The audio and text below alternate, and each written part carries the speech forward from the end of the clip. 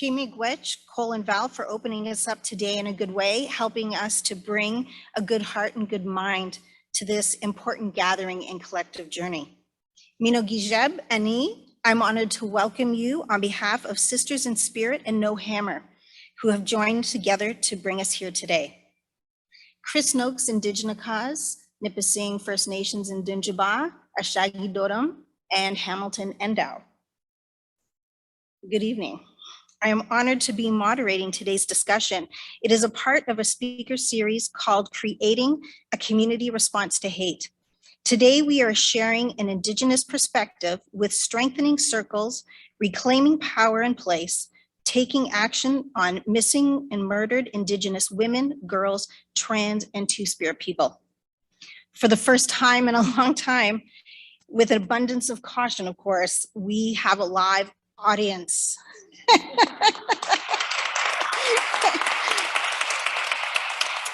So I want to thank everyone for joining us today, both here in person and online.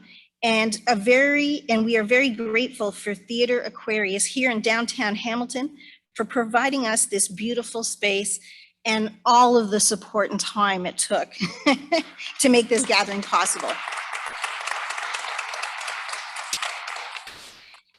Miigwech to everyone. So we recognize that these discussions can be triggering for people. Please look after yourself. We have included resources on the screen for those here in the theater. For those here in the theater, we have counselors available for you in the accessible room on the second floor just above the theater. So please take time to honor yourself and your feelings and access these services if needed. Before we introduce our panel of incredible women, I want to share some context and history for discussion. Dr. Beverly Jacobs, who is with us today, co-authored the Stolden Sisters Report in 2004 for Amnesty International. This exposed racialized and sexualized violence suffered by Indigenous women in Canada and the failure of our justice system. Law enforcement agencies that have failed in their investigation, most having no one prosecuted for their acts of violence. It was a catalyst that started the Sisters in Spirit movement, including a Hamilton chapter in 2005. And over the next 2 decades, we have seen calls for actions from the TRC report to end violence against Indigenous women, to educate public servants, and to change discriminatory practices and policies from government and law enforcement agencies. Then came the Broken Trust Report by Jerry McNeely of the Office of the Independent Police Review Director, where he found systemic racism within the Thunder Bay Police Service, deficient and inadequate investigations when involved Indigenous people. It also outlined numerous recommendations that could be used for any law enforcement agency. After a decade of advocating for public inquiry, reclaiming power and place, the National Report on Missing and Murdered Indigenous Women, Girls, Trans, and Two-Spirit people contained 231 calls for justice that included critical pathways to address the crisis. Last year, another federal report was released, a 112-page action plan. On the screen, there are recorded statistics. These are unacceptable. They are evidence that every level of government and the systems that are supposed to protect and help us continue to fail Indigenous people. The truth isn't just in the numbers. Many incidents of violence or disappearances have gone unreported, and as Indigenous people, we know the statistics are much more numerous than they appear. The exact number of Indigenous women and girls, trans, and Two-Spirit people who have been murdered or gone missing in Canada isn't known. It was originally estimated at 4,000, but the number could at least be 3 or 4 or even more times. And of the reported cases, half of the homicide cases are still unsolved. And that brings us here locally. Locally, Helen Gilling's murder in 1995 still remains unsolved. Sisters in Spirit, along with the Native Women's Center, are creating a plaque to honor her. The plaque will be placed on the lamppost at the site of her murder here in downtown Hamilton. To make this possible, the Native Women's Center is accepting donations. And if you see the QR codes here around tonight, it'll make it easy for you to make donations as well. So Chimigwich for your support in advance. And I'm joined tonight by Nawaka Gishi Migwin from Sisters in Spirit.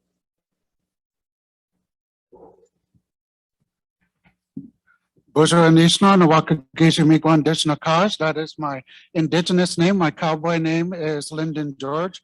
I come from the Chippewas, Kettle and Stony Point First Nation. I am family member to Dudley George of the Ipperwash Crisis. I am Anishinaabe Ojokwe, which is our terms for Indigenous queer. Let us turn our minds and our hearts to remember all of our relatives who have gone missing or who have been murdered. Let us turn our minds and our hearts to their relatives who are grieving and mourning the enormous loss. As we remember and honored our murdered and missing Indigenous women, girls, trans, two-spirit relatives, let us be mindful of the increasingly large number of missing and murdered Indigenous men, boys, trans, and two-spirit relatives as well. With this knowledge, we must be mindful of all the hard work that must yet be done to achieve safer space within our own territories. Much of this work continues through the education of the calls to action from the Truth and Reconciliation Commission and the calls for justice from Reclaiming Power and Place, the final report of the National Inquiry into Missing and Murdered Indigenous Women, Girls, Trans, and Two-Spirit People. Then we must press forward to have the education turned into action. Today, we gather with some amazing human beings who work hard to get us closer to that safer space. Through sharing of their gifts of knowledge, wisdom, and experience, they move us much closer to a safer universe. I will now allow the space for each of our relatives to introduce themselves in a fashion which they choose to do so. Please join me as I welcome first Elder Norma Jacobs.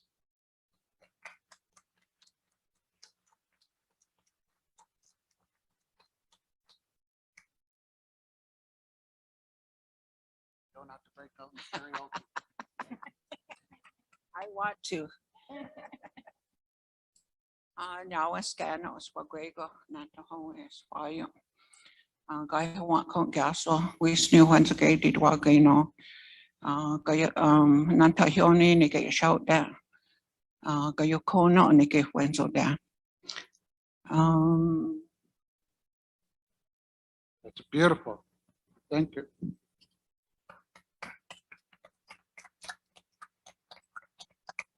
Please join me as we welcome Dr. Beverly Jacobs. Scana Soquego, Giaso, Gawekuse, Ganyangahaga, Yagwai, Shoutda.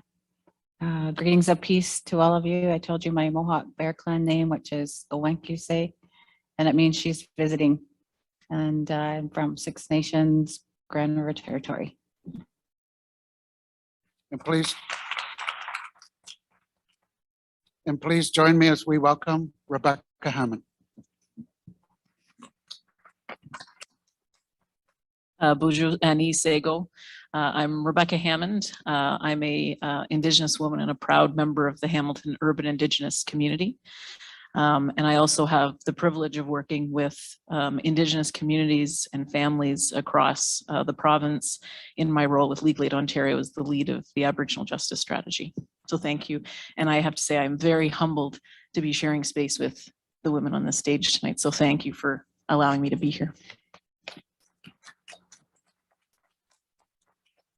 Chimigwetch to our relatives, Norma, Beverly, and Rebecca, for sharing your wisdom, knowledge, and experience with us this evening. And I look forward to our time together. Chimigwich, Nawaka Geshi Migwin, and welcome Norma, Beverly, and Jacob. Norma, Beverly, and Rebecca. Now, Beverly, you have said that colonization is violence. and have characterized colonial governments as an abuser. What is necessary to understand about the underlying causes of this crisis? The underlying crisis. Well, when talking about, the relationship of Indigenous people with the colonizing governments, there has never been any respect of any treaty relationship, of any nation-to-nation relationship. And there has been such disrespect that they enacted laws that enabled them to create the genocidal policies that that we're now having to deal with. Those are some real actions that they've taken. There was intent on the erasure of us as Indigenous people, and using their laws, specifically the British North America Act of 1867, and then the Indian Act of 1876. So they were all based on patriarchy, based on Victorian rule. And so they attacked our women first through membership, through identification. And it was, that was the intent, was to erase the women. And that is what I've said before, and I've talked about this. That's the first phase of missing Indigenous women, because the law enabled that to happen by only allowing men to be status Indians, and Indigenous women were forced, if they had married out, depending on who she married. We lost a lot of women at that time because they were forced away from their own territories if they didn't marry within their own nation or their own territory. So that's when we talk about our relationship to the land, our relationship to the land is also through our women. And, having that title and ownership, or I don't like the word ownership, but that stewardship of our lands and our territories was through the women. So there's a direct connection between also our relationship to the land. So, the British North America Act of 1867 said that they had control of Indians and lands reserved for Indians. So it totally disregarded any treaty relationship, any nation to nation sovereign relationship. And so that was enabled them to do what they were intending to do. And I've always called it legalized genocide, because they have allowed that through their laws, and they still exist. So the BNA Act is now the Constitution Act of Canada. And the Indian Act, even though it's changed a bit over time, it's still one of the most racist and sexist pieces of legislation that exists in the world. Rich Beverly. Norma, as an elder, with your wisdom and experiences, how has colonialism impacted the roles of women in our communities?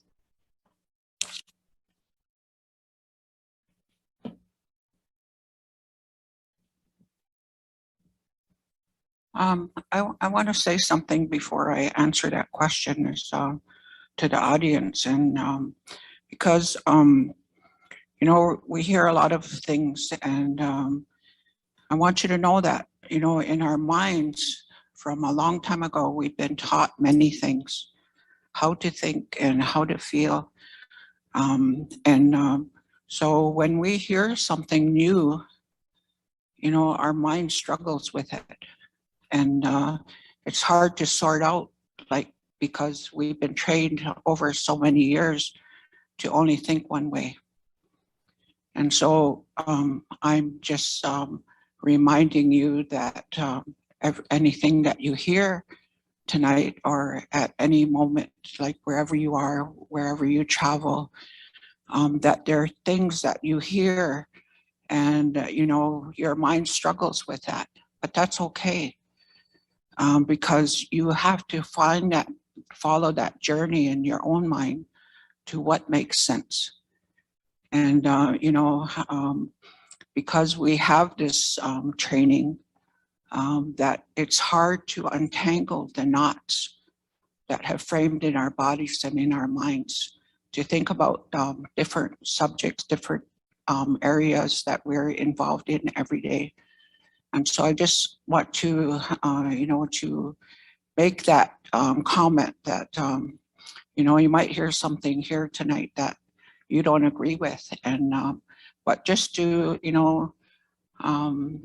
to have it like travel through your system, to your mind and to your heart and to your physical, and also to your spiritual self, to really examine that. So it comes to, your awareness, and you have question, you can question yourself. You can question your thoughts and your ideas, because that's what will bring you to your truth. And so I just want you to know that, that there are struggles in our thinking that happen and cause us to question. But when we think about it in depth, that we eventually come to the truth. So I guess in answering the question, Tell us how colonialism changed the roles of women in our community. I think like through my experience that, was in a relationship with for 17 years, and being told what to do and how to do it. And I got tired of that, and because I have a mind of my own and I know what I want. And so I moved from that relationship. And the first question I had for myself when I moved out was, I went to the store and I couldn't even think of what did I want to buy and how much money did I want to spend. I was looking for somebody to tell me what to do. So, it was so strange for me, like, and I thought to myself, like, why am I asking that question? Like, who's going to help me? Because I have a mind of my own. And, and so I thought, I just got out of a relationship that was abusive and told me what to do and how to do it. And I'm asking for that again. I was like, no way. So I had to figure out how to, to support myself and to support my family. And mostly, like, I did it by myself with the help of my parents. And so in our community, like, our moms are separated from their families because of children's aid, because of circumstances that outside world doesn't understand, of how we discipline our children, or that we have values, or that we have a belief system. And that we had a very strong system before where we helped one another in all of our families. If somebody didn't have enough, we were there to help them, in whatever way that we could, whether it was food or whether it was, just somebody was ill, and we would, go over and help. We did it for nothing, for helping, even to borrow some salt or some sugar. We helped each other that way. There's a lot of dysfunction, I guess, in our communities. Our moms are struggling because they have children, and the fathers are not there to support them, because we've learned from other places that having children was not a or having a relationship with somebody was not important. There's no building of the spirit. There's no support. There's no dreams. There's no visions for the people, because all of that was taken. Like, and we talk about imagination, like, and where our people are just coming back to that, to have an imagination, to think about what could be possible. So, you know, for our women and our role to be leaders, to be support people, to be the foundation. That's who we are, because our foundation is the earth. We come from that. We're made of that earth. She's our mother. You know, and everything that we do is giving life. And if you look around in, you know, in the world today, like the earth is still doing that, giving life. You know, and we celebrate that. We celebrate life. You know, and we know that, you know, as our leaders, the women who are, you know, supporting their families and teaching them, there's a certain age when, you know, they move from that place to go to be with their fathers, to, you know, to learn their responsibility out in the woods. But all of that has been interfered with because we can't be at home with our babies. We can't raise our children. We have to have meet certain criteria so that our children aren't taking from us. You know, there's so many things that interrupted, you know, our way of being connected and being safe, having security, you know, by having a home. Like, we don't have a lot of homes on our res to support our families. We have to move off of the reserve, you know, and that's all part of what Bev was talking about in all of these changes that have happened, you know, that people got, forget the word, but you had to give up your status, you know, to get an education, or you had to, what's that word?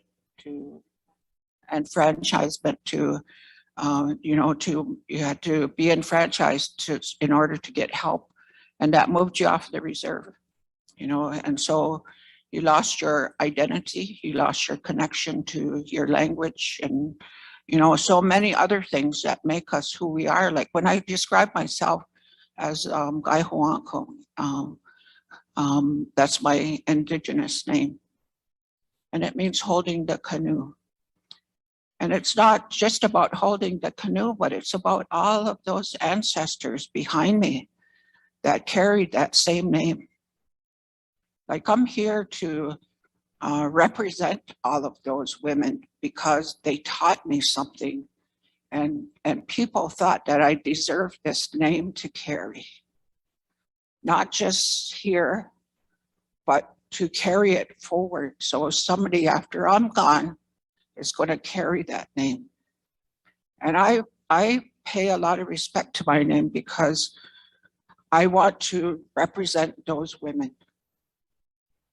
And I also want to respect my parents. So I live my life in a way that's reflective of them. You know, we've lost so much in our foundation for our teachings of how to, you know, be with one another, to have a good mind, and to, you know, to be able to have a conversation with your partner, to share your dreams, to share your vision. Like, where are we going in this relationship? You know, and you know, we think about love as, you know, it's a infatuation, and that it happens like that, you know, love at first sight. But it's not about that in our community. Like, in our ways, like, people, our mothers used to choose our partners, you know, because they understood our families in our community. And then they helped us. They sat with us in our ceremony to bring people together and to teach us about the support that they would offer to us. If you're having problems, come and talk to us. You know, and then to, you know, come and discipline us for, you know, well, think about this and think about these things. And we had a conversation. You know, we don't have many conversations anymore, you know, to talk to one another about, you know, just daily things. And You know, I've always wondered about how, you know, in our families, like as women, you know, the things that we do, like our women are multitaskers, you know, we can do 101 things in 10 minutes. You know, we're smart, you know, we know how to, we're emotional, we have a spirit that's, you know, always giving.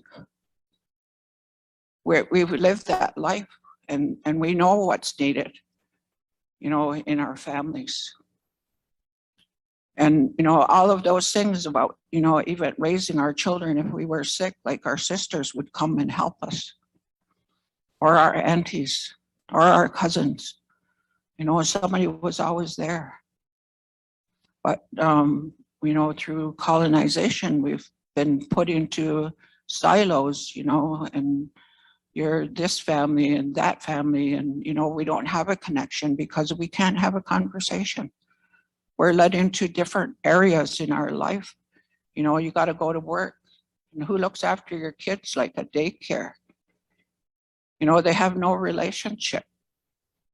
Our older people, you know, I remember my grandma, like she had to go to the hospital. She wanted to come home.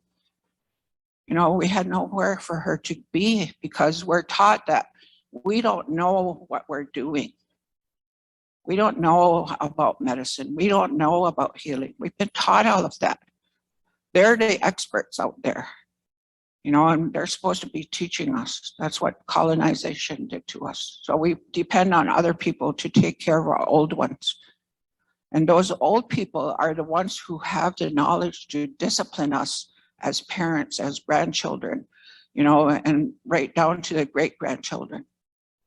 We lost all that. You know, we're all living a separate life. We don't, you know, care about you know, somebody else in our neighborhood, to go and offer our service, you know, for nothing, just because we care. You know, we've been taken from all of that. When we were taught in the beginning, in our teaching, in our creation story, you know, how to be with one another, we were equal. You know, and our clan mothers, like they're the ones who discipline our men, our chiefs, our leaders, you know, about their role and responsibility. But even that's changed because we followed the patrilineal stuff that we've learned over time. You know, it disrupted everything. It disrupted the balance that we had in our communities. You know, our children, like we used to have time to sit with them, just the mom and the baby, you know, to sit and converse with that baby and get to know its character, to know what its interests are. Even when they're first born, for 6 weeks, spend time with them, get to know them before we get to introduce them to the rest of the family. The mom and the child have to have a relationship. And all of that was all set in place by cradle boards, by, you know, using the nature to keep the baby comfortable in that cradle board. Everything was medicine. You know, and all of that was taken from us because people thought it didn't have no value. And yet when our children were born and they were put in cradle boards, they got to have a relationship with the land, with the air, with the things outside of them. They knew 180 degrees below them, 180 degrees above them, to the side of them. And they understood about movement. They understood about connection because they were helped by the animals, by the trees, by the leaves, by the air, by the water. And that wasn't good enough.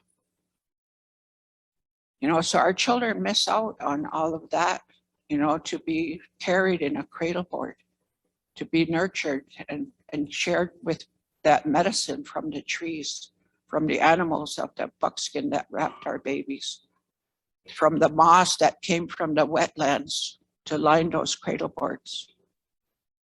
Yes, we've been, taken away from a lot. And, and I spend my time since I had my first son to try and teach people about these ways, but it's not looked at as valuable because we've been impacted by colonialism and a different way to think. When this is what is true for me, this is what was taught to me. This is how I live. I go to ceremony. Our women have a responsibility to prepare the food, to work in the garden, so that we're putting our energy back into the earth because that's our foundation. We always have to go back and honor our women, our mothers, because we never give up. So we can look in our own families and how much our mothers have supported us and forgiven us for, for mistakes that maybe we've made, but we've always learned from them because it wasn't about punishing us back then. It was about discipline. And it was about having a conversation and learning and sharing and showing one another of how to live this life. It was a respectful life. It was caring. And, and I think about, colonization and the words that we carry, when we talk about a wedding and how we, have a bride and groom. What does that really mean? Like in the English language, to be a bride and groom? Like, because English language is coded, and there's so many meanings to it. And so I was just thinking about that one day, about a bride and groom, what does that mean? And I think about colonization and the power and control. And I think, well, that bridle was meant for a horse.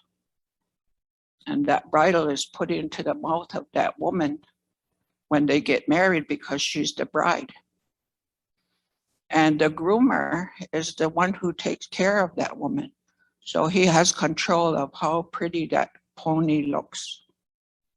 And he can tell her to haji, turn this way or that way by pulling on that bridle.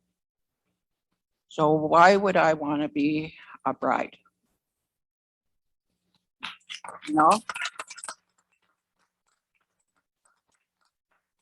So, there's things that we don't think about. That's what I was taught when I was growing up. Use your mind. He says, you got a brain, use it. It's simple. And I see so many disruptions in our life today that hurt me, hurt my spirit, because of the disrespect that was put on our people. We had a whole life, and it's documented where? In the churches, in the missions. The missionaries talked about us, how strong and beautiful we were when they landed on the shores, how tall we were, how beautiful our hair was. And they thought they could improve on that. But we look at ourselves today. I'm still proud to be Ongwe Haudinashoni. And I'm going to carry that because that's who I am. And I'm not going to stop talking about the culture and about colonization and the damage that it did to our people.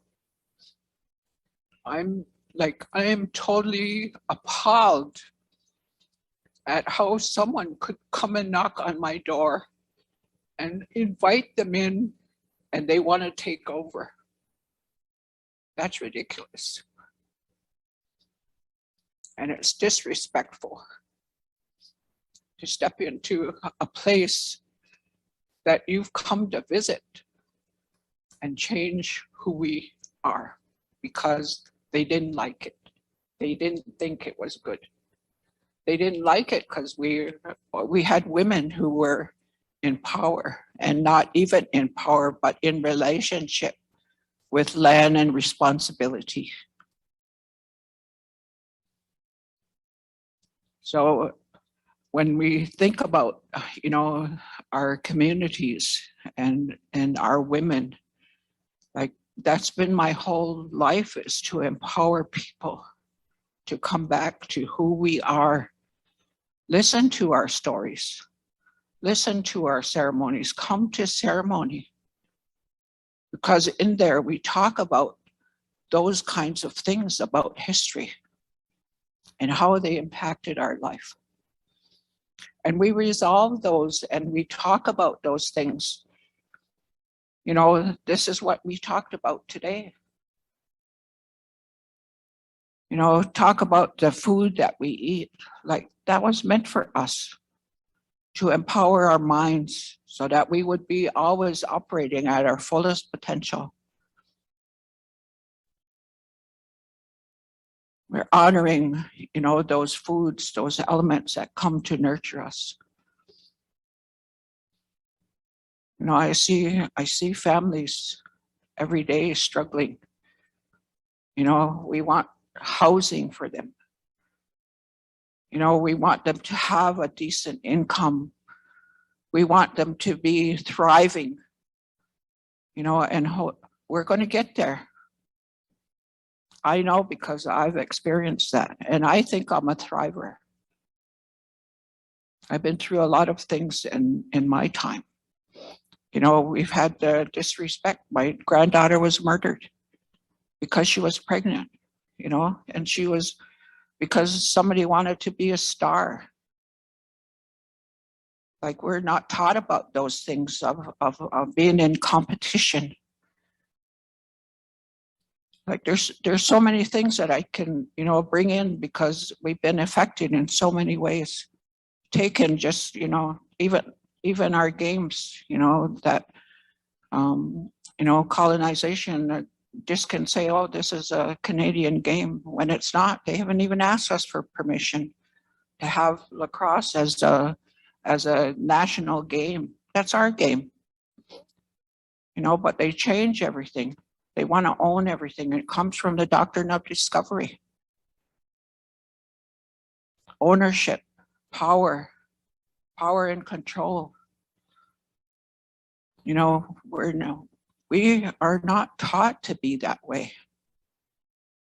We share, we care, we have that compassion.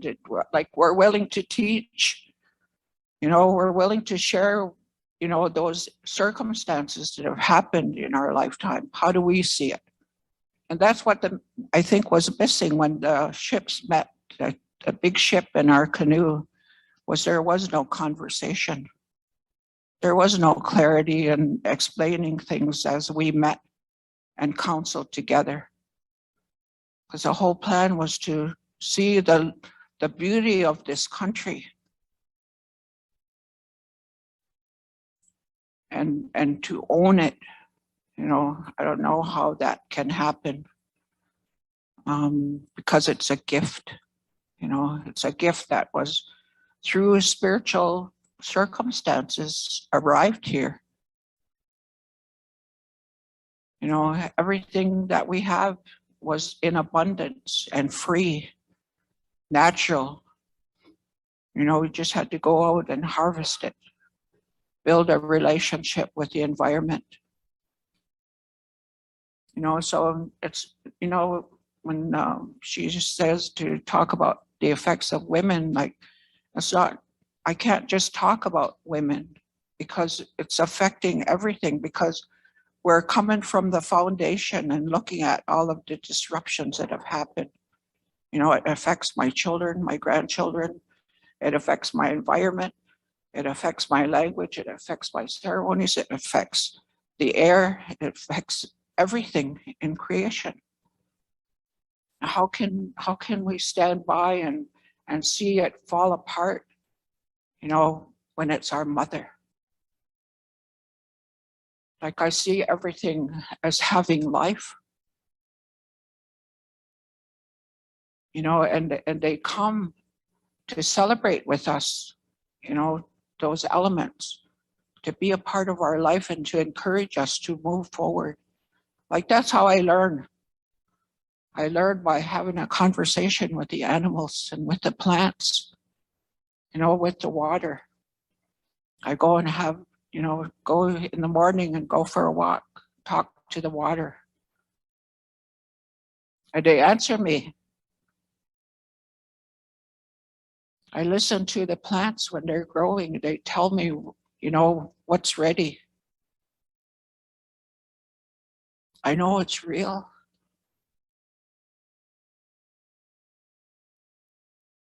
So, you know, there's so many things that have been affected by colonialism, you know, and we see it today. You know, look at the wars that are happening. Like, we're people at peace, you know, and we've seen the conflicts in North Dakota, you know, and how could like police, like they were pouring cold water on these people and they were standing in a river. Like, who does that? Like, there's just so much violence, you know, and you know, when the great law arrived for our people, like, yeah, we used to have battles too, but we are able to resolve them, you know, through conversation. And I think we miss so much, you know, in trying to understand another person. And that's what I was talking about marriage earlier was, you know, they talk together. And that's where love comes from, is by spending time, by working and resolving issues and having a conversation, you know, and to build that relationship with strength and beauty, you know. So when you're working at that and you know the hard work that you put into it, you don't want to separate, you don't want a divorce, because you put your life into that relationship. You worked hard to establish that home, you know. But today you can, you know, get married, I don't know how many times, and just, you know, pay some matrimonial funds to somebody, you know. So, like, it doesn't make sense to me. You work hard to build a relationship and you can throw it away in a moment, you know, because maybe you're not getting along or the feelings aren't there anymore. Like, you got to work at that. So, you know, we all need to work hard, you know, because reconciliation is about having that conversation. And it's about understanding each other, you know, to the fullest extent of where we come from. Going back to our beginnings, to our creation story, you know, how did we get to be where we are today? You know, how do we survive those things? What were all the things that came into our life that we didn't agree with? You know, but we did them anyway because we had no choice. Our culture offers choices. Like, the Creator gave us that. You know, use a good mind, or, you know, don't use a good mind, but there's always consequences to the choices that we make. So, you know, for me, like, you know, I travel lots of places and talk about who I am and what I believe and what's been given to me. That's my culture. That's my way of life. And I'm going to stay that way. I don't care where I go. Even to teach in a university, I taught in a university and many different places. I'm not going to change what my story is, because I think that my story is true. Because I've seen it happen. I see it every day. The conflict that appears through colonization because of power and control. And I'm not changing my story, because I know what peace is. When I go to ceremony, when I talk to people, when I build relationship, that's what means the most to me, is to know that I've honored people in our time and build relationship that way. to have truth and honesty and friendship, and to know that I can trust those people when I talk to them about my deepest concerns, you know, and they're going to help me to get to where I want to be, where our teachings tell us that we should be. So I probably could talk all night, but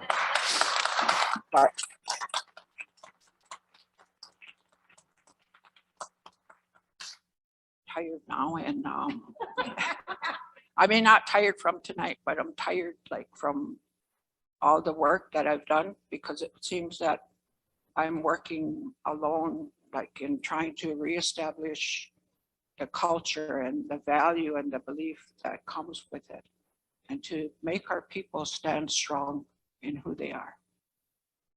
Yawa. So I'm going to come over here and Yes. give you a big hug.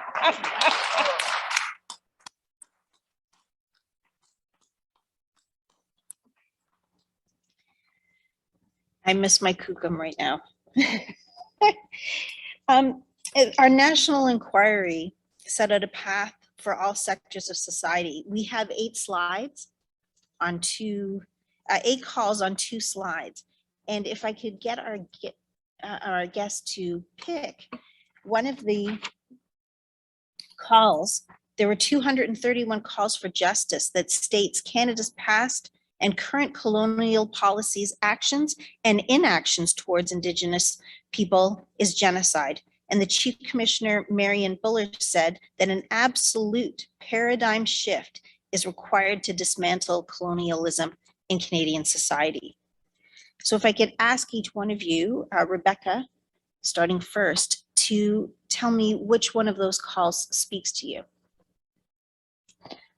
I think there are 2 that really speak to me, but for 2 different reasons, and I'll keep it short for both. But when I look at help hold governments accountable, you know, I think there's a place for that, but I also think there has to be a recognition that we can't wait for government to do the work that needs to be done. Because I think if we continue to wait, we'd be waiting a really long time, and these issues would never resolve themselves or even get close. And so holding them accountable, I think, is important, but taking action ourselves as Indigenous people, as non-Indigenous allies, is extraordinarily important. And I think that brings me to the become a strong ally point. And we hear the ally idea as almost like a buzzword these days. You know, we want to be an ally. But I think we all really need to take a moment and ask ourselves, what does that mean? What does it mean to be an effective ally? And, you know, I think part of it is understanding that we each have a responsibility, especially as non-Indigenous allies, to educate ourselves. And that it's not necessarily the responsibility of Indigenous people to educate you. We are here to help, but there is a huge responsibility on non-Indigenous Canadians, especially, to learn the history and to learn how that history has affected Indigenous people. And the other point that I like to speak about when I talk about allyship is being an ally doesn't mean speaking for another group of people. It's about finding ways to use your privilege to raise the voices of those who aren't often heard. And this is a time, I think, that Indigenous people across Turtle Island could really use the privilege of our non-Indigenous allies to help raise our voices and to take some action. So I'll leave it there because I know that the Norma will have their own thoughts on these things too. Okay, I thought I would look at what brings out attention to me is to confront and speak out against racism, sexism, ignorance, homophobia, and transphobia. And the reason why I want to address that is because it's real. You know, I've been working you know, within institutions, colonial institutions, the legal system, now university system, and addressing the racism and the sexism and the homophobia and the transphobia. And because it's like so deeply embedded into those colonial institutions. They were created, again, to not include us as Indigenous people.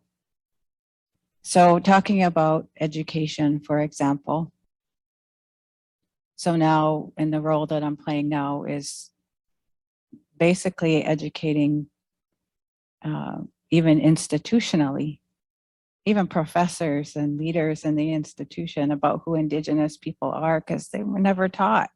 And that's what's so frustrating, is that they've never been taught. The education system itself has never told the truth, has never educated about the truth, about our history as Indigenous people, relationships to our lands and territories, our nations. You know, they think we're all the same.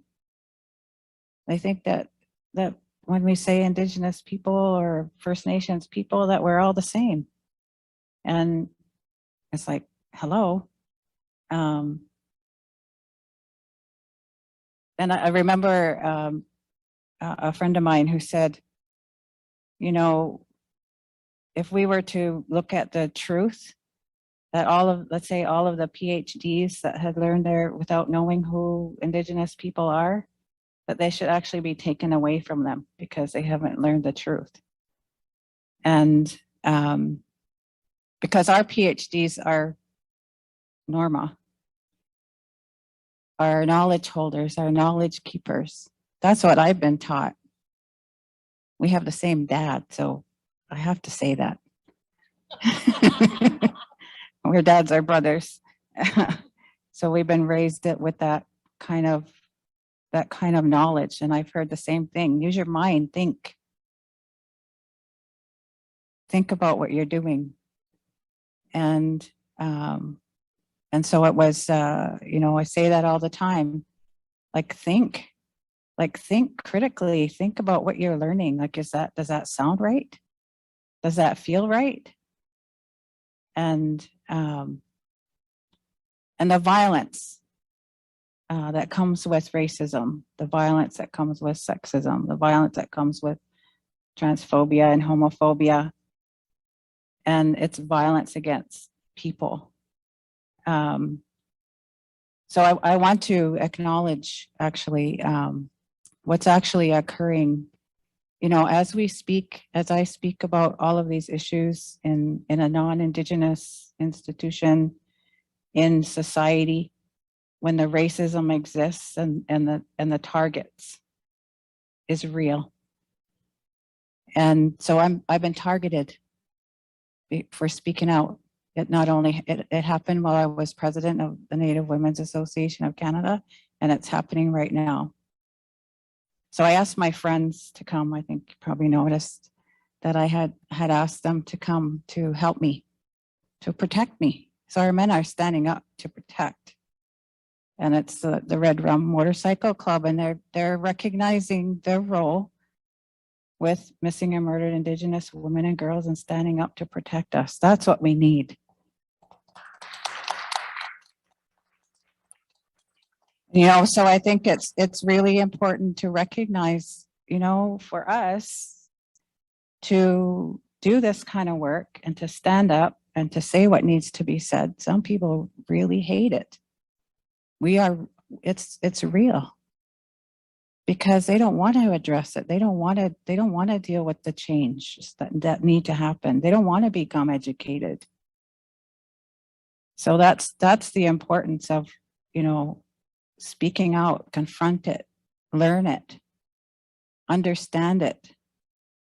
Understand your own relationships to your own family, to your own people. And why is it that you didn't learn those things? I'm talking to non-Indigenous. And and learning how your people had relationships with Indigenous people.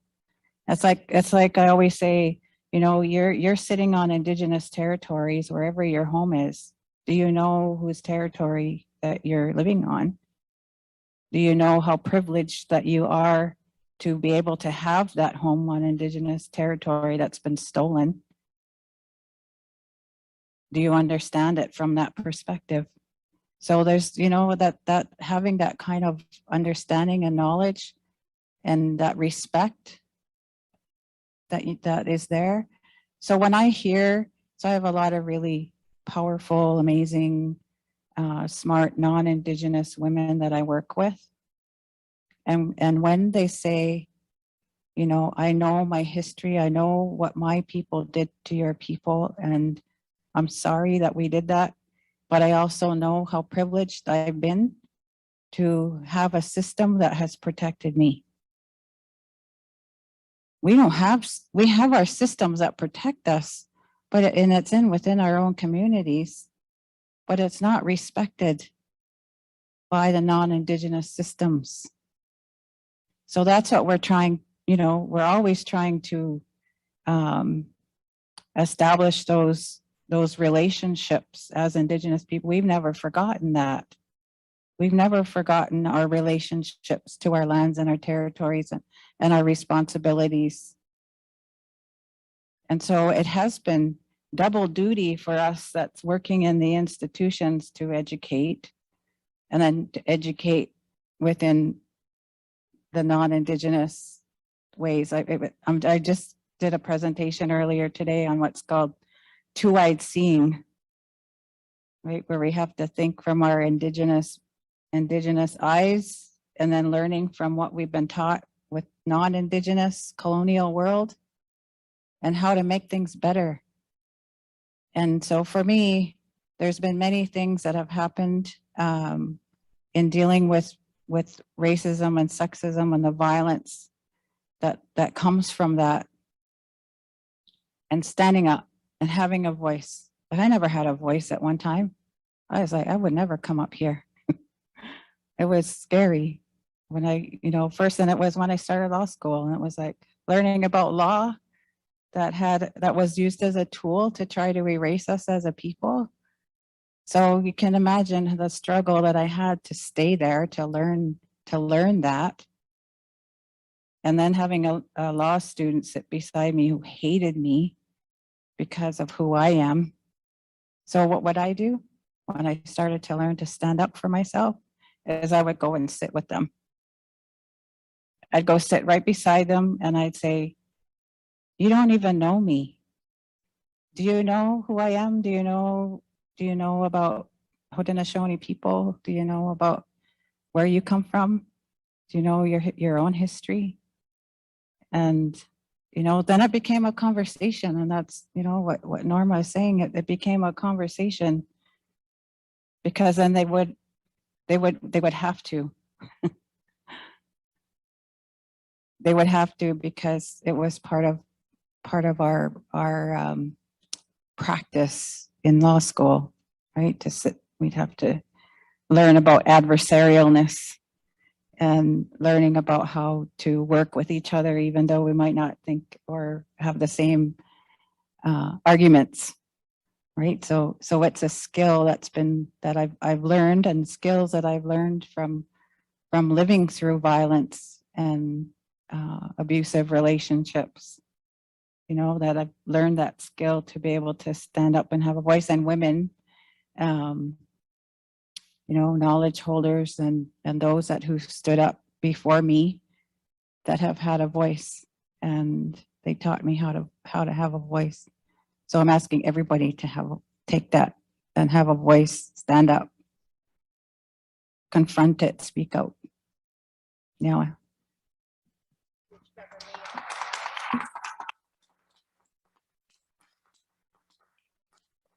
Norma, is there one of the calls that sticks out for you particularly? I guess the one that I thought about was to learn the true colonial history and celebrate Indigenous people's history, because that's it's a reality. I mean, a lot of us don't know like our own history. And I work at that all the time. And I remember went to Montreal one time and they were talking about Indigenous, what was it? Something about the communities, because at that time alcohol was a big problem in some of the communities. And so it was the children who spoke up and didn't want to be a part of that anymore because it wasn't good for them. And so anyways, these researchers were doing assessments, going in and doing research on those communities. And so I sat for 3 days listening to them doing reports about us to all Indigenous people. And these are the things that they do. And one researcher got up and he said, was talking about what he found in one of these communities. And he said, those people really do have intelligence. And that did it for me. And I stood up and I said, how dare you? How dare you talk to us and tell us that we have intelligence? I said, I've been sitting here for 3 days listening to you making these reports about our people. I said, and I bet you haven't even done your own work to research why you're the way that you are. And got silent. And so they were trying to build a partnership with something. And I said, why do we want to do that when you haven't kept your promise in the agreements that have been made in the past? And you want to build another partnership. And I said, that ain't happening. And I said to them, I said, you know, you guys need to do your work and research your own background. And how did you arrive here?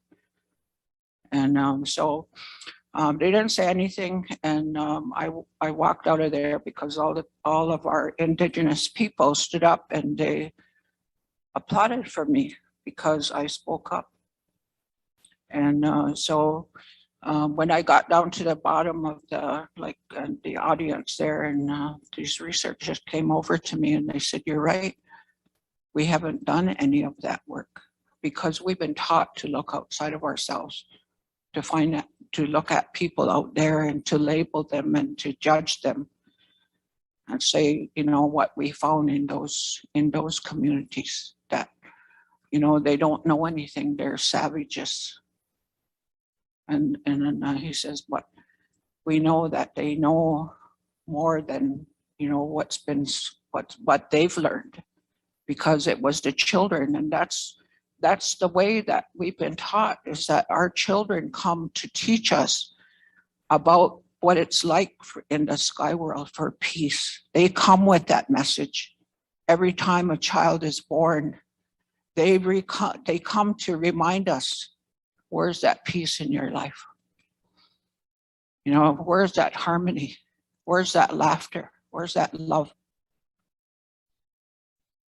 Like, you know, I heard someone talk about this before, about, you know, if only I could love without residential school.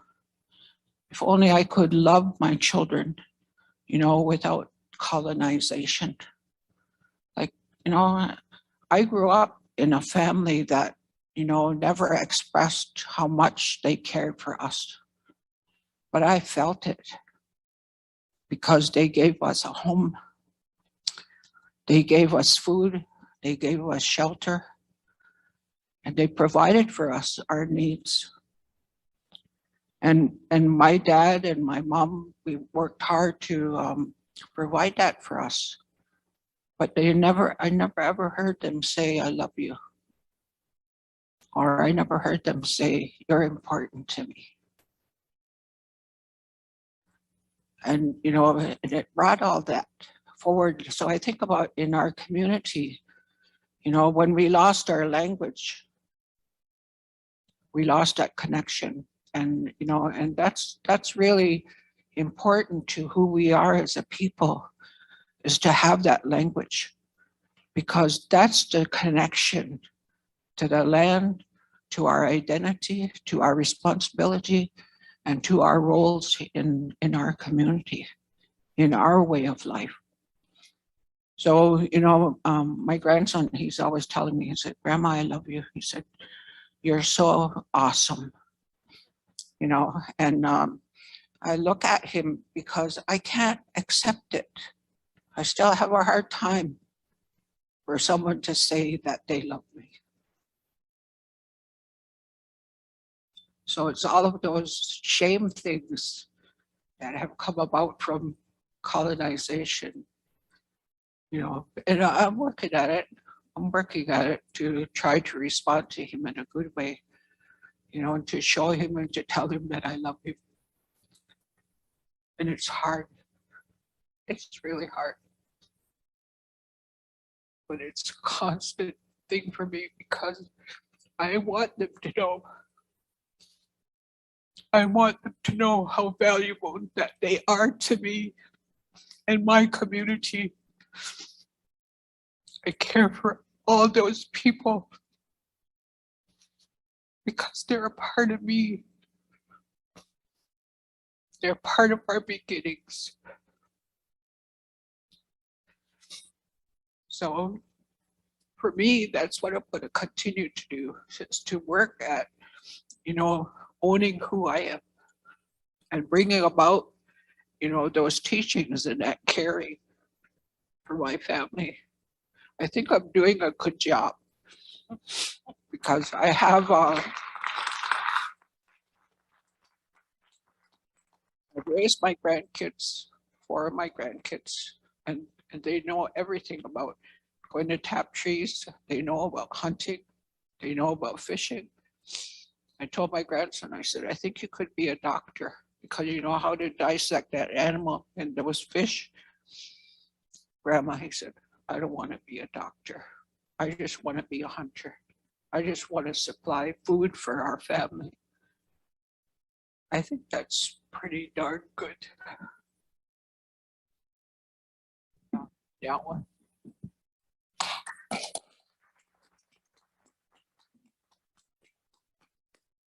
Miigwech, Norma, I think everybody can agree with me. This is a beautiful night and I'm so honored. Gona Nopua.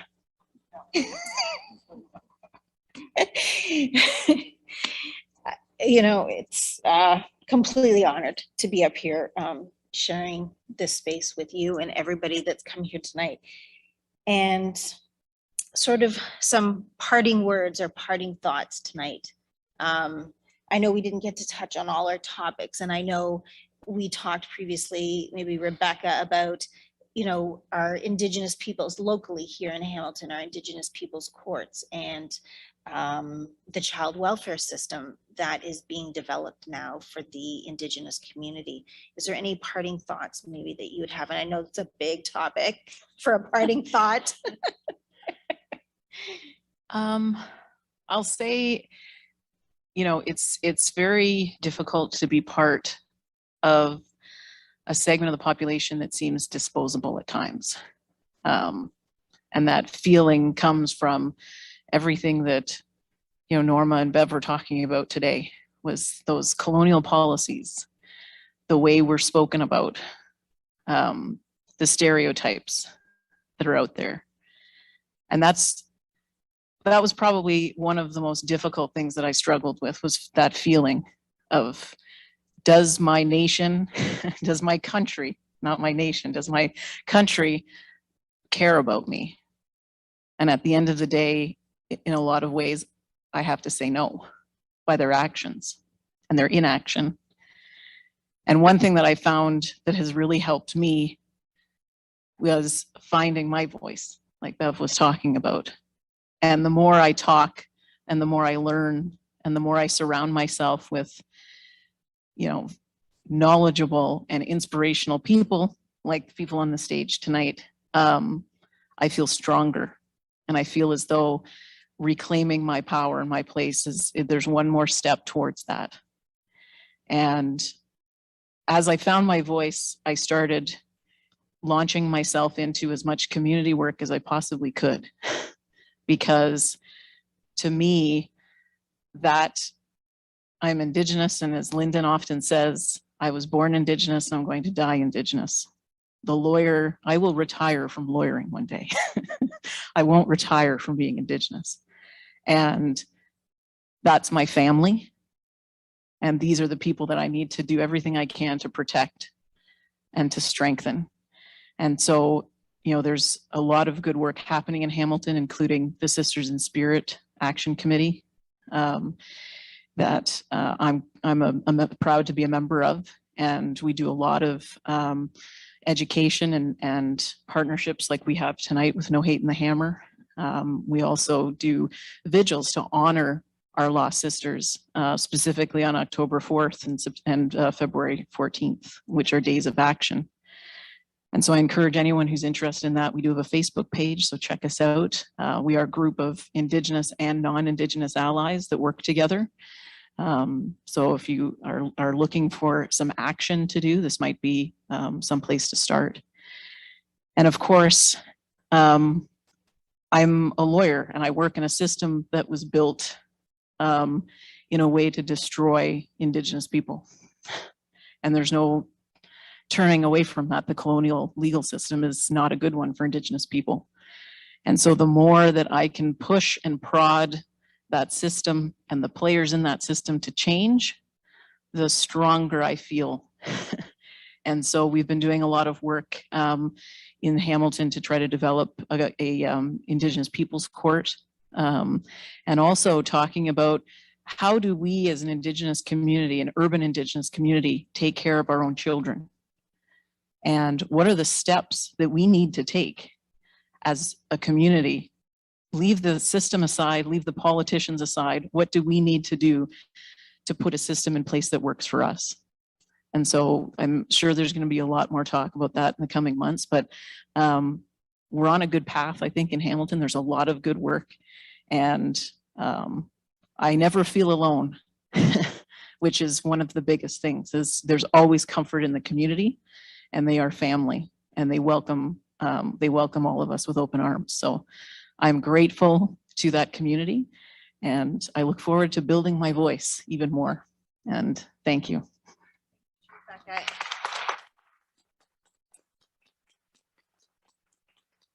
It is tough working within those systems. It's exhausting and it's hard and it's unbearable at times, but you know, it's finding sort of that strength to push through. So miigwech. And Beverly, we talked again earlier about the justice system. You know, a part of it is those things, but it's also policing and law enforcement. And what are your parting thoughts on that? I was hoping to leave on a positive note. Well, we will close in a good way, Okay, I promise. all right. So policing is part of the problem. It's a colonial institution. It's a male-dominated institution. It's violent. And it's been used as a tool to protect the state. We live in a police state. And so there, you know, there's so much history, right, with policing, and they were used as a tool to pick up our kids and take them to residential school. They were used when our kids were running away from the school and to bring them back. They were used to protect and continue to be used to protect development corporations. And so there's no trust, and I don't think there has ever been any trust of any policing institution, because they're also bound by colonial law, right? There's called a Criminal Code of Canada, you know, Highway Traffic Act in the province. So with those colonial laws, they also have to follow a certain process, colonial process of how they do things. And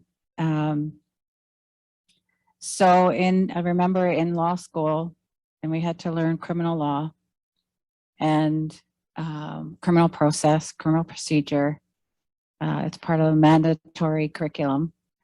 And, you know, I remember sitting there, God, 30 years ago, and thinking about because of how I was raised in understanding our own ways. So then I was thinking, well, what did we do as Indigenous people if we had our own systems of dealing with conflict? Because we never had police. We never had policing institutions in our self-governing governing processes, nationhoods. So what did we do? Well, it was part of our social system as we grew up. We knew what our responsibilities were. Our laws were about responsibility and accountability, and it wasn't based on individual, right? So the colonial system is based on individual rights. But when we're talking about our own laws, we're responsible to our family, to our nation, to our community, to our whole Indigenous community, nationhood. So we were accountable to our parents, to our grandparents. So if we did something wrong to somebody else, it was like, what didn't we teach you? What was missing as you're growing up for you to act like that, to have that kind of behavior? So that became a whole, you know, that cycle of, okay, well, what do they need to be taught to be a good person?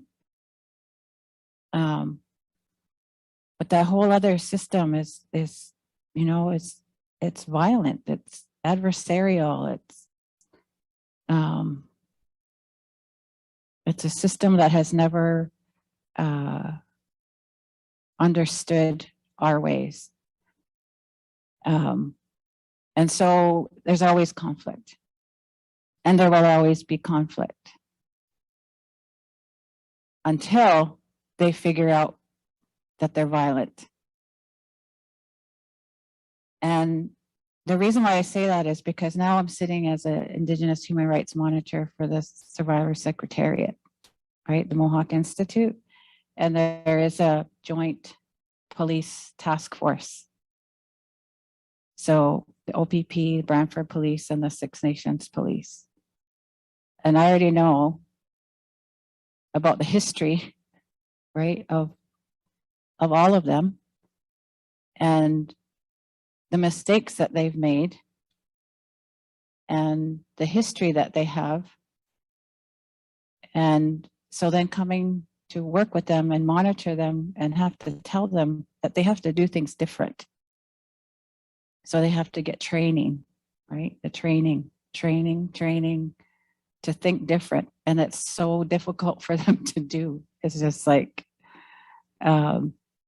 it's mind-boggling that they just cannot get out of this institutional, militarized colonial system. It's so difficult. So again, it goes back to education, it goes back to training, it goes back to understanding and about conversation and relationships and you know, talking to them about taking their own responsibility for the mistakes that they've made and to accept the mistakes that they've made and that they need to be accountable. So that's hard for them to hear.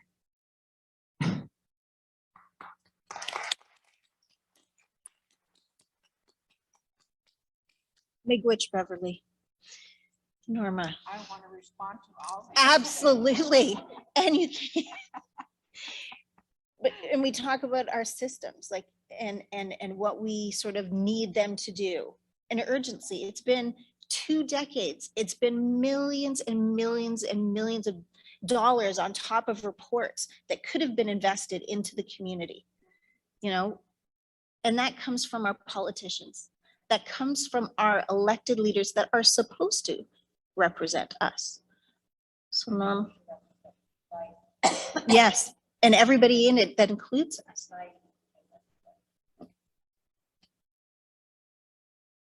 So Norma, it's an election year municipally here in Hamilton for our leadership and also provincially. What are your thoughts on that? I don't know. In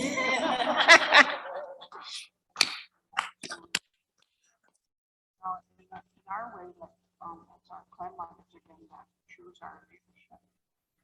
And we're taught, that you never pick somebody who says, choose me.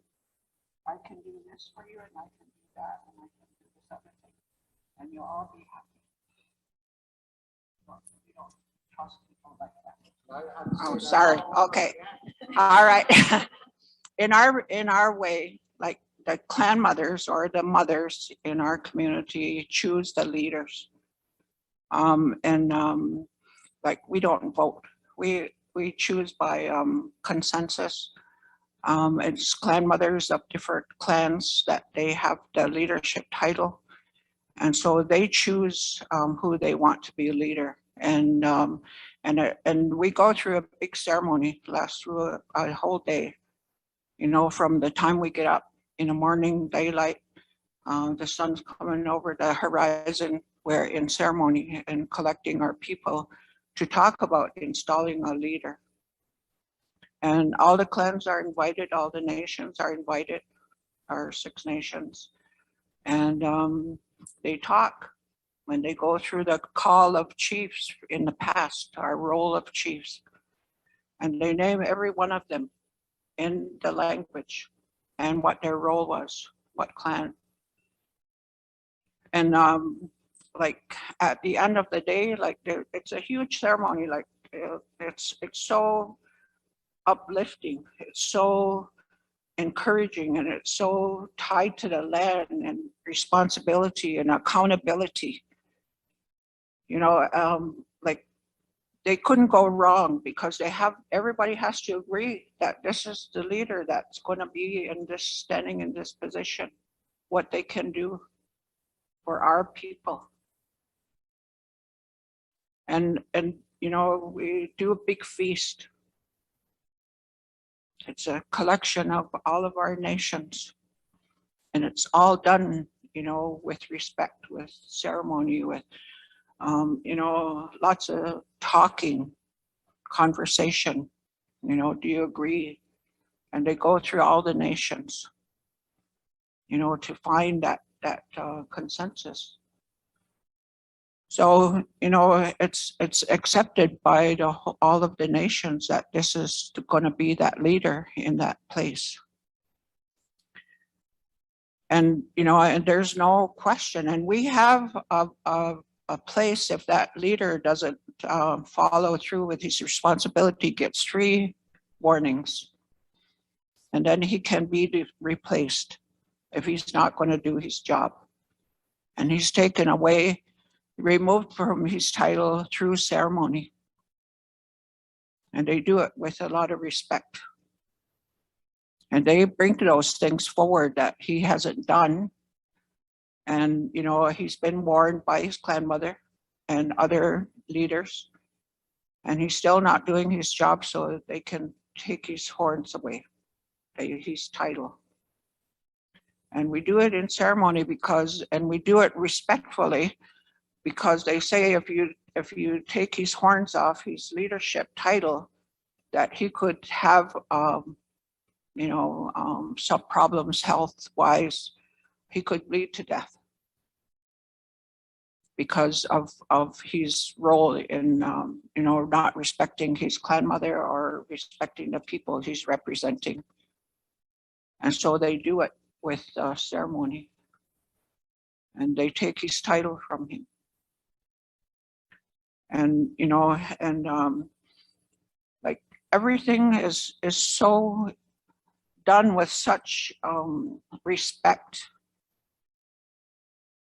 to talk to him, and have a conversation, reason things out. you know, and it's done by the women.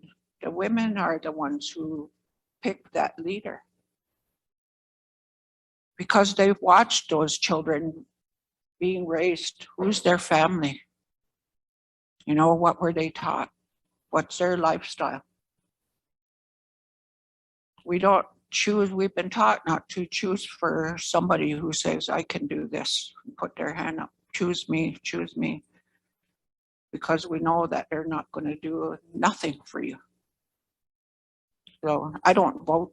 It's not part of our culture to do that because we have ceremony on how to proceed with leadership. So that's my answer. And but I guess, you know, it's everybody's choice to, you know, to see. But you know, from the things that I've seen over my lifetime, I've never seen anything that's positive that came from politics. You know, they get called in to be a participant, you know, but they have to follow policy because they never can do what they want to do. They're always told by somebody higher what needs to be done and how to do it. And that's what I talked about earlier, because we don't have a mind anymore. They don't think we have a mind anymore to think about things. You've got to do it this way. And I think that's the detriment to our communities, is that we follow policy too much. Policies don't do anything for us because we're just trying to please the policy all the time. We forget about the people. People are suffering. You know, they don't like things. Like, look at the people who live in the streets and all the money that gets sent across the water to support some other nation. And people are starving here. People are looking for homes, you know, and they're in great need, you know, but nobody pays attention to them. They'd rather look after somebody else somewhere else. All the millions of dollars, like they could pay us for our country here, North America, Indigenous land. They could pay us for that. But no, they say they got no money. They can't settle land claims. They can't do this. They can't do that for us. But they can send millions of dollars across the water to help other nations because they want them to come under control of that government. So that's my story.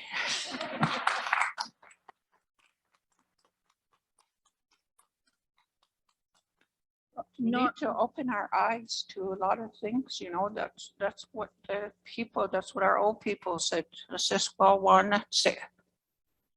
Expand your thought and your knowledge and get to the truth of, you know, your beginnings. Where did you learn this? How do you know it's true? You know, and there's so much. I could respond to those two too, because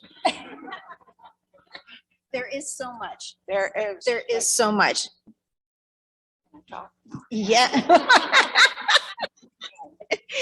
Oh, Norma, it has been an honor. And Beverly and Rebecca, it is to share again the space with you and for you to come here and share so much of yourselves, you know, and I don't think, you know, that a lot of people really understand on how much that is for us as Indigenous people to share ourselves. When we come somewhere, we're not just here to talk, we're actually sharing ourselves, you know, and how much that is and what an honor it is to be here and to be here while these beautiful women are sharing pieces of themselves. So I really want to thank you.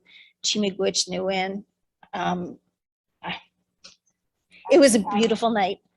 I have to tell you one more thing, because my grandson, when I get home, I'll tell him that I talked about him here tonight, and he'll sit back like this and say, "What did you say?" Because he knows that he's important to me, and he always cares about what I do when I go somewhere. Who did you talk to, and who did you see, and So he's like, he's really interested in the work that I do. He wants to know who I work with and, where I go, who did I meet? And like, I find that, I don't like that sometimes when he questions me, because I had a relationship that, was always questioning me of who I talked to. So I talked to him about that and he says, okay. So now when he asked me, he said, okay, Grandma, he said, I just want to know, what did you talk about? So, but he's amazing. And, he teaches me so many things. Like, that's why I know that, our children know so many things, but we don't give them the opportunity for us to listen to what their stories are about, because they could teach us so much. And that's how this whole issue of, our children speaking up and how important they are to us, because they still have the purity and they have the kindness and the love to still remind us about our journeys here and what we're supposed to be doing. So, okay, I'm done.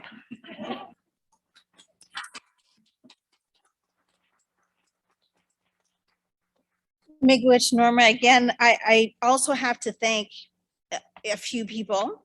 And I want to acknowledge that the U.S. Embassy's Democracy, Diversity, Human Rights Virtual Program Grant, it provided us the financial support for this series. So I want to thank them. I also want to thank, again, the Theater Aquarius for having us. This was a beautiful spot. I think everybody can agree. And then last but definitely not least, you who have joined us here today in person and online, thank you so much. Thank you so much for taking your time out to be with us today. And please, if you're interested in more of these sessions, the next speaker series is April the 27th, and No Hate in the Hammer is going to discuss the work that the city of Hamilton is doing to address hate in the city. So I hope everybody has a good evening, and please continue to listen, learn, and act. And I want to call back Val King to close us out in a good way.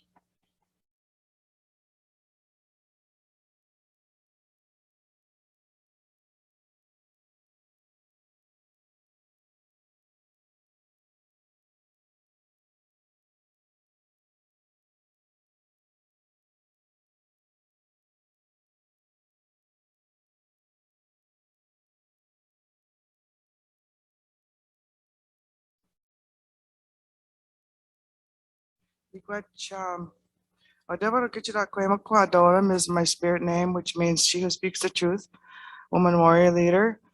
And I'm from Mississauga First Nation, which means water people, which is Mississaugas of the Credit. We took our name back. And because Indian Affairs or the government called us Mississaugas of the New Credit, and we're not New Indians, so we took it back.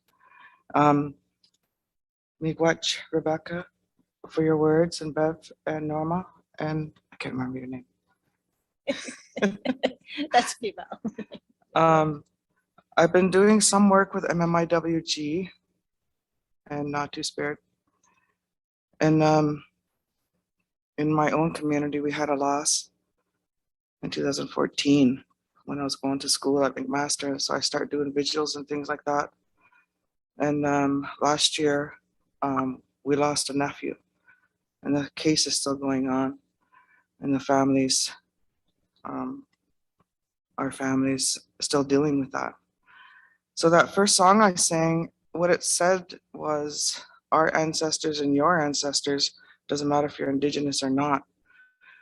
It's calling, they will know why we came here at this point, and you will know why you came here at this point. So what you've heard tonight, it's like a file folder. It comes in and you can retrieve it when you need it. So, and you'll remember what's being said and what these women have shared tonight with you. So that's what that song was about, calling them in. And so this song, that I'm gonna sing to end it. It's like where I first heard it was at a ghost dance. And there's 7 fires or 7 generations when we look ahead for healing. So when we're healing, so is our ancestors behind us, but it's also ahead of us. So, you know, we've had 500 years or more of colonization, so it's going to take us that much to get back to where we are. And me and my family, we sing. So to me, that's taking part of the bundle back that got taken away from us, of the singing, of the dancing and the feasting. Because when I was at a ceremony and I asked, what else can I do for the families for missing and murdered? I don't feel like I'm doing enough. And the answer was keep singing and feasting and dancing. So that's part of it, or that is it. And then, but this song that I'm going to sing, it's 7 fires around, and we come and stand beside those fires and listen to those, to our ancestors still guiding us along. And the women that are in the spirit world, they're still guiding us. They're guiding us if we're willing to listen. The first song that came to our family was, that's what it was saying. So their life isn't taken in vain. They're still helping us.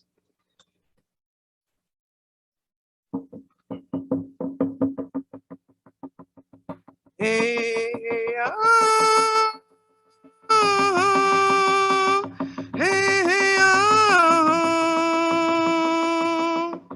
hey, hey, ah, hey, hey, ah. Hey, hey, ah, hey, oh, yeah, hey, oh.